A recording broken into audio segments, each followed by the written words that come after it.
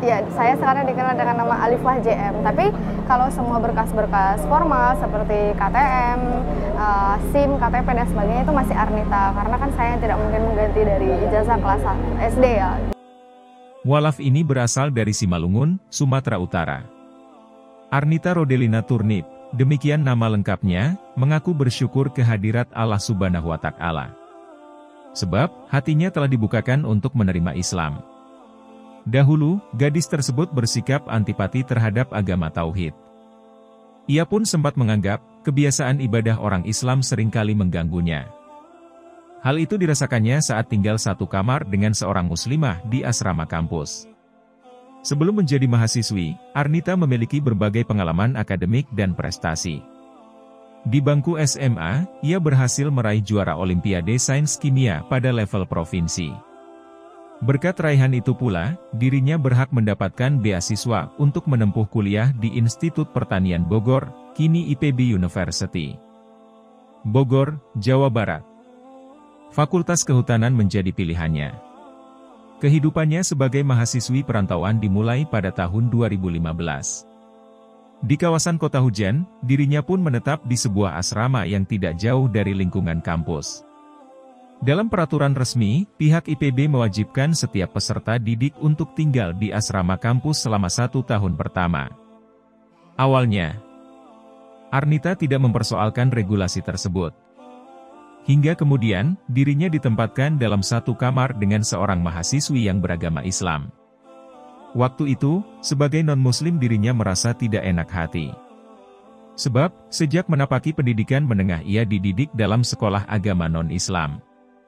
Bahkan, di daerah asalnya Arnita juga terbiasa dengan narasi-narasi yang menyudutkan kaum muslimin. Kecurigaannya terhadap Islam dan Muslim pun dibawanya hingga ke tempat perkuliahan.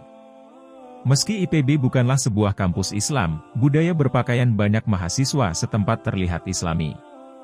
Ambil contoh, para mahasiswi yang muslimah mengenakan pakaian tertutup hingga mengulurkan jilbab.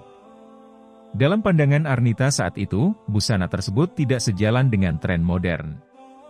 Di daerah asalnya, ia pun kerap menyaksikan bagaimana pakaian para gadis ibu kota melalui tayangan televisi. Mereka tampak necis dengan gaya busana kebarat-baratan. Arnita pun dengan percaya diri memakai rok di atas lutut dan baju tanpa lengan saat di kampus. Sebagian orang melihatnya dengan wajah terkejut. Bahkan, kawan sekamarnya di asrama menganjurkannya untuk menutupi bagian betisnya dengan taplak meja. Khawatir, ia akan mengundang pandangan yang tidak baik. Saya pikir, kuliah di Jakarta atau Jawa bebas saja memakai pakaian apapun. Ternyata, di kampus IPB agak berbeda meski tak ada aturan tertulis. Budaya pakaian tertutup itu banyak dilakukan. Selain kebebasan berpakaian, ketidaksukaannya terhadap Islam makin menjadi saat teman satu kamarnya taat beribadah.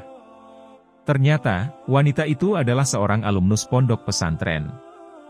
Muslimah tersebut kerap bangun di sepertiga malam untuk sholat tahajud. Sewaktu melakukan ibadah, kawan sekamar Arnita itu sering menyalakan lampu kamar. Tidak hanya itu, usai sholat pun ia tetap melakukan tadarus Al-Quran. Suaranya seringkali membangunkan mahasiswi perantauan dari Simalungun tersebut. Ketika itu, kesabaran saya habis. Saya pun menegur teman sekamar saya karena mengganggu tidur saya.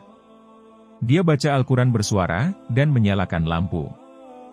Ia jawab, memang harus bersuara agar pelafalannya benar. Jawaban tersebut kian menyulut amarahnya. Dalam dadanya, tersimpan dendam untuk dilampiaskan. Alhasil, saat doa menjelang tidur Arnita sengaja mengeraskan suaranya. Akibatnya, kini giliran rekan sekamarnya yang merasa terganggu. Alumnus Ponpes itu kemudian menegurnya. Arnita merespons teguran itu dengan menekankan. Ia pun sedang berdoa kepada Tuhan. Namun, hal itu dibalas lagi pada dini hari. Rekan sekamarnya itu lagi-lagi tadarus Al-Quran dengan suara lantang usai sholat tahajud.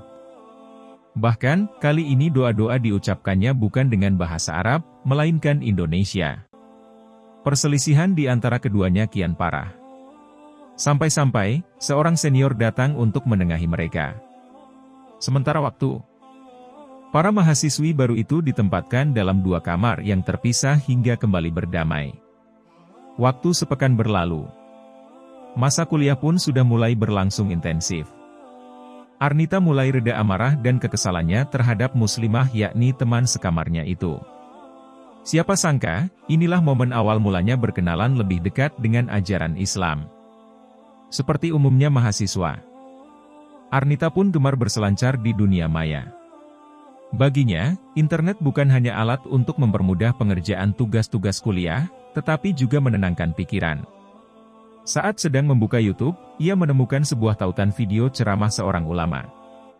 Dai itu belakangan diketahuinya sebagai Ustaz Dr. Zakir Naik. Mubalik asal India tersebut sedang tur dakwah ke berbagai negara. Karena penasaran, Arnita pun menonton video tersebut. Sempat disampaikan dalam ceramah daring itu bahwa Muslim lebih Kristen dibandingkan umat Kristen itu sendiri.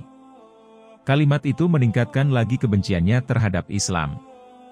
Namun, saat sesi tanya-jawab Ustaz Zakir Naik mengimbau siapapun hadirin untuk membuktikan kebenaran dengan kitab yang dianggap suci oleh agama non-Islam itu.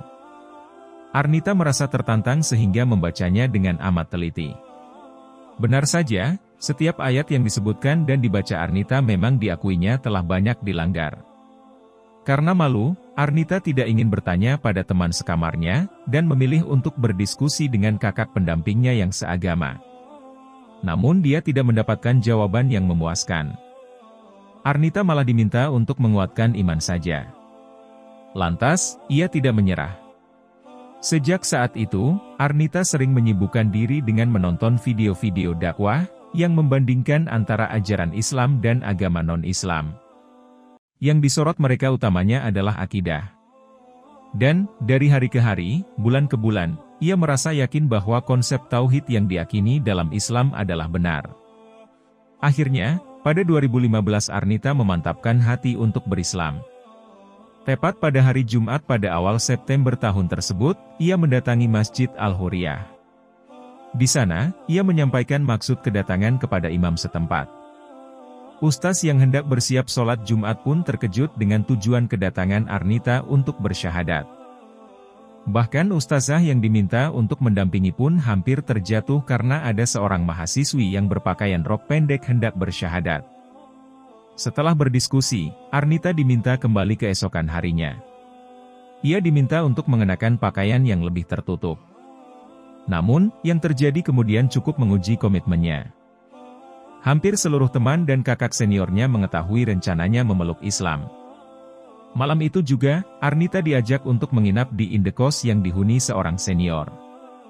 Itu dengan harapan, ia tidak lagi tertarik untuk menjadi muslimah. Namun, hingga 2 hari di sana, Arnita hanya mendengarkan. Kata-kata yang diucapkan para senior diresponsnya dengan anggukan saja. Semata-mata agar tidak terjadi perselisihan. Ia lalu dipulangkan kembali ke asrama. Karena lama menunggu, ustaz yang hendak membimbingnya pun bertanya-tanya. Arnita hingga saat itu tak kunjung kembali. Khawatir niatnya bersyahadat tidak timbul dari keseriusan. Dalam hati saya berkata, jika memang takdir menentukan saya untuk tidak menjadi muslim, maka tunjukkan. Nyatanya, saya hanya diberikan kantuk berat dan terbangun pada waktu asyar. Sebab, mendengar dari orang-orang, saya dicari ustaz. Pada 20 September 2015, Arnita mengucapkan 2 kalimat syahadat tanpa halangan yang berarti. Resmilah ia menjadi seorang muslimah. Ustaz dan sejumlah jamaah Masjid Al-Huriyah IPB menyaksikan prosesi nan penting itu. Arnita memutuskan untuk memberitahu kedua orang tua bahwa kini dirinya telah menjadi muslim. Ayahnya yang merupakan seorang tokoh gereja lokal marah besar, bahkan, gadis itu diancam. Namanya akan dicoret dari kartu keluarga. Ia pun tak lagi mendapat sokongan finansial dari kampung halaman. Tak hanya itu, tiba waktunya pembagian uang saku beasiswa. Namun, hanya Arnita yang tidak mendapatkannya. Padahal, teman-temannya dapat mencairkan dana tersebut dengan mudah. Biaya kuliah yang senilai 11 juta rupiah per semester tak kunjung dibayarkan pemerintah daerah tempatnya berasal. Pihak itulah yang menggelontorkan beasiswa kepadanya untuk bisa berkuliah di IPB. Hingga semester 3, beasiswa kembali cair dan Arnita tak diizinkan untuk mengikuti ujian. Ia lantas mengambil cuti selama 2 tahun untuk mencari uang kuliah sendiri. Saat masih kuliah pun Arnita menjadi penjual donat dan buruh laundry. Baru ketika cuti, dirinya memperoleh penghasilan tetap sebagai guru les sains. Arnita kemudian mulai berpikir untuk total mengupayakan keberlanjutan kuliah. Setelah berupaya sekuat pikiran dan tenaga, akhirnya ia mendapatkan beasiswa di kampusnya, tetapi dengan jurusan yang berbeda. Masa-masa sebagai mahasiswa cukup berat baginya. Namun, dengan doa dan upaya Arnita dapat melaluinya. Ia pun sukses meraih gelar sarjana. Bahkan, perempuan berhijab itu kemudian lolos seleksi beasiswa untuk meneruskan studi ke Turki. Hal itu didukung dengan kemampuan bahasa Inggris yang dimilikinya. Dan, dirinya pun mendapatkan pekerjaan di negara yang dahulu adalah pusat kekhalifahan Utsmaniyah itu. Alhamdulillah, katanya.